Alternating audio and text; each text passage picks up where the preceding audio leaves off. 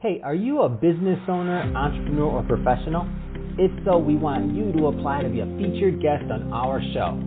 My name is Adam Torres, and I host the Mission Matters series of podcasts. I've recorded over 3,000 episodes, and we are just getting started. How do you know if you'd be a good guest to be on the show? Well, only one way to find out, and that's to apply, but I'm going to let you in on a little secret. We want guests that have a story to tell, guests with a brand, a product, or a service that can benefit my audience of listeners. If this sounds like you, go to missionmatters.com and click on Be Our Guest to Apply. I'd love to talk to you and get to know more about your story. Again, head on over to missionmatters.com and click on Be Our Guest to Apply. All right, now let's get into the show. Hey, I'd like to welcome you to another episode of the Mission Matters Business Podcast, your source for all things business. My name is Adam Torres. You can follow me on Instagram at AskAdamTorres. Keep up with my book releases, book tour schedule, signings, all that other good stuff. Always love to connect with you there. And as always, if you'd like to apply to become a co-author of one of my upcoming books, just head on over to the website, missionmatters.com, and click on Become an Author to Apply. All right, so today I have Francis Cholle on the line, and he's founder, CEO, and president over at The Human Company and Squircle Academy, and he's also author of Squircle, A New Way to Think for a New World, which is a best-selling book on Wall Street Journal, USA Today, Barnes & Noble, and Amazon. Francis, welcome to the show. Thank you, Adam. I'm very happy to be with you, and thank you for all our listeners today. All right, so I'm excited to get into today's topic. So we got a lot to cover today, but you're the guy I want on the show to do this. So we're going to talk about innovation and adaptation in times of disruption. But before we get into that, I do want to spend a moment or two and talk a little bit more about what you're doing over at The Human Company and Squircle Academy. So tell us a little bit more about your companies, please. Sure. So my work really consists in bringing deep thinking and the latest research in cognitive science to help organizations solve complex problems and adapt, innovate, and thrive in disruption. And I will explain what deep thinking is. It's really going beyond the logical mind, which can only say right or wrong, taller or shorter. And of course, there's many more nuances to life. And in those nuances are the solutions of today and tomorrow. So I want to just dive right into today's topic. So innovation and adaptation in times of disruption. First thing first, I think a great place for us to start. So why do companies have such a hard time innovating? There's research there that innovation is about implementation much more than it is about ideation. That's research that was conducted by McKinsey with about 6,000 or 7,000 executives across industries around the world. And they've conducted that research for many years over. And what it showed is that it's really about mobilizing people around those new solutions that come out of the innovation funnel. And the challenge is to get people to change behaviors to adopt those innovations and make them possible in the process of producing them, selling them. Most organizations are all about creativity and ideation, but that has a lot of implication because you're missing out on really what will be the success of innovation, which is getting people to adopt internally through the funnel, middle of the funnel, and at the exit of the funnel, those new solutions. So it's a matter of focus, not on the top of the funnel, but much more in the middle and the end of it. It's a matter of capabilities internally, talents, and mindset. And the mindset is not so much having a creative mindset as having a mindset of capacity to change, adaptability, ability to adopt something new. So that's where the difference is. And that's what actually, unfortunately, is not focused enough by organizations, the more mundane aspect of innovation and less the hyper-creative aspect of innovation.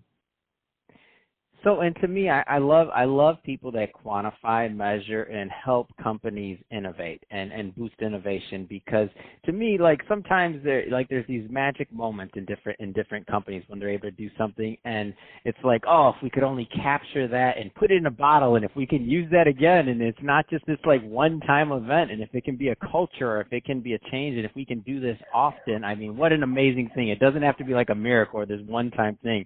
How do you help clients really like boost innovation, or how do you help people boost innovation? Because I think there's some people listening right now that don't that see innovation as maybe like an event and it doesn't, not like a repeatable process. So actually it is. What we do is we assess teams.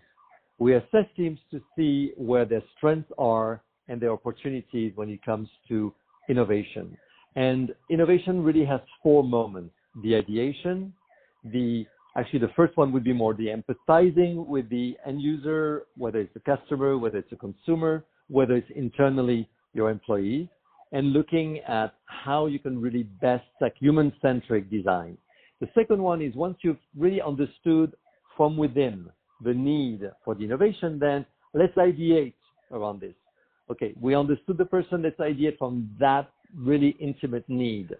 And once you've done this, then you need to make sure that the ideas you came up with could be calibrated within the time you have, the resources you have, the regulations of your industry, the budgets available, the capabilities internally. And then finally, once you've come up with understanding intimately the need, ideating around the need, calibrating the solutions that you came up with to make sure that you can do them, then you have to actually execute and turn that creative idea into a prototype, an innovative prototype for that solution that you want to put on the market. So those are four stages. And what we do is we make sure two things. One, that everybody feels included in the process of innovation. And we can do this because now we've identified four profiles that are the four profiles of our model. So everybody falls somewhere on our model, and wherever you fall, you will have a role. Not only will you have a role, but you must have a role, because those four voices are essential to make innovation happen. And then finally, because you've included everybody from the get-go and everybody has a sense that they can contribute, whether they worked on the project or whether they work on the next one, they know that they can contribute to it. Therefore, what I call the cancer of innovation, inertia, has been taken care of because everybody's included in the idea that innovation will happen in the organization and everybody can contribute to make it happen.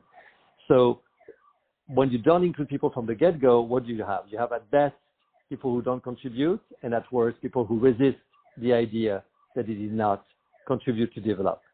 So with this approach, assessing your team, telling and giving them feedback as to where they can fit in the process innovation, everybody feels included. You can build teams that are fitted for the four stages of the innovation process, and you can have emotional engagement in the adoption process.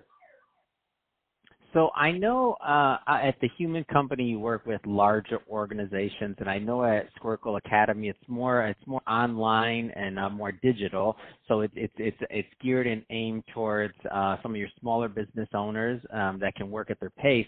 But I'm curious, do these strategies work for both large and small businesses? Because I know there's both sides of the spectrum listening right now. So there's those executives that are in charge of really large companies listening, but then we also have our small business owners listening too. And I know sometimes people think like, oh, that's for those guys, not for us. Does this work across the board, this process? It absolutely does. First of all, innovation is a must for every size of company because the market is moving so fast today. The environment is so volatile. So innovation is a must-have. Adaptation is a must-have. That's the one thing. So it's on the table of every business owner, every leader, every executive. The second thing is it's as you can hear, it's really a human issue. It's how do you harness talent? How do you mirror talent? How do you put talent together? How you get teams to work together from a place that's suited with a business challenge at hand. So whether you have a team of 10 or whether you have a company of 10,000, this is the same. And by the way, we offer what we do to a vast variety of industries and size of companies, and we've done that around the world. The methodology is totally agnostic in terms of size of company, in terms of industry, and in terms of region of the world. Also developed a nonprofit organization to help women entrepreneurs, women business owners. We work with the National Association of Women Business Owners in the California chapter. And we have small business owners, and they really thrive at the methodology that we offer. They really get it, and that's made a difference in their organizations, both as leaders and with their teams. So I hear these words used often, creativity, agility, and much along the same vein as my previous question about innovation, it being this one-time event. Like, how do you help people with creativity and agility? Like, how is that? Is there a process also for that? Like, how's that done? Yeah, sure. That's a great question, Adam. So the first thing to recognize is that we are all natural adapters. We are all natural born adapters and creatives. That's just to be human. You constantly adapt, whether it's driving your car, whether it's walking on the street, whether it's educating your children. So we are all constantly adapting and creating new ways of doing things, whether we notice it or not. This is our human nature. Now, that adaptation and creativity live mostly in instinct, in your guts, in your body. This is how you access creativity. Why? Because what you have in your mind, in your logical mind, is something that you already know. Okay, that is in the square of what you know. Creativity has to really go out of the square of what you know. And if it's not in your mind, it's in your body. And what you do when you stimulate your team is you get them to play. Actually, that's the most operational way, is to play. But to play is not something, it's not something artificial. That's something that's at the core of what it means to be human. When you're a child, you're on the floor and you have dead leaves on the floor, you're starting imagining stories and you create characters or whatever it is, okay? Or you just like throw them in the air, you play. You're not planning them up, measuring them and selling them, okay? So, we are playful by nature and we are efficient by culture and by necessity. So what's important when it comes to adaptability and creativity is to first recognize it's something natural. It's not something to be learned. We have to unlearn the way we've been trained to be productive and to be organized. And once you allow that, and the best way to do it is through play. So we organize games, serious games, to show people how they can access their creativity and agility through games that bring people to work together, produce results, and do it in a very, very innovative way, very creative and adaptive way. And once they've done it through game, then they can replicate it in business. So it's not teaching anything. It's revealing to people what's already inside of them. And they love it because there's nothing to learn. And to unlearn is actually a very pleasant process, because what you do in the unlearning process is you're just being more human. You're being more yourself. You're being more natural.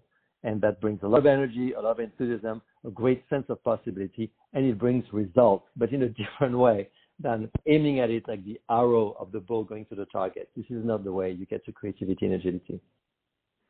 Well, Francis, I can tell you that you have given me some things to think about in my organization and the way that we operate going forward. And I bet some of the business owners listening, you've done the exact same thing for them. So first off, just want to thank you for coming on the show. But I also want to give you an opportunity to to leave some contact information. I know there's some business owners, entrepreneurs, and executives out there that could benefit from connecting with you and your team over at the Human Company or at Squircle Academy. And I know that's a digital presence there. So what's the best way for people to follow up with you and your team and to connect? Sure, absolutely. So why don't you text the word Squircle, Squircle, Squircle, to number 484848. So text the word Squircle, Squircle, to the number 484848. You will immediately receive an assessment which will give you, a lot of insights and get you ahead of the curve when it comes to adaptation and innovation in your company as an executive, and you'll learn a lot of things about your teams. You'll get a 20-page report, and that's the fastest way to get in contact with us. Now, if you want to book a consultation with me, go to squircleacademy.com and scroll, and you'll see book a consultation. And we can spend 10, 15 minutes. If you've not taken the test yet, you can take it. It's only 3 minutes. If you already have taken it, then we'll go and we'll jump right into your profile and discuss it, and you'll gain insights to apply exactly what I explained today in 3 very simple steps that can get you far ahead of competition only in 15, 20 minutes of conversation. And Adam, do the same. Take the test and call me up. I'll help you with the organization. Fantastic. Well, Francis, been awesome having you on the show today. Really appreciate it. And to the audience, as always, thank you for tuning in. If you are a first-time listener, do not forget, hit that subscribe button. Would love to have you come back and listen to some more episodes.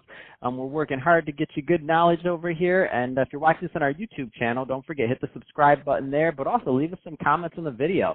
Love to know what kind of projects and things that you're working on. And Francis, thanks again for coming on the show. But of course, thank you, Adam, and thank you to your listeners.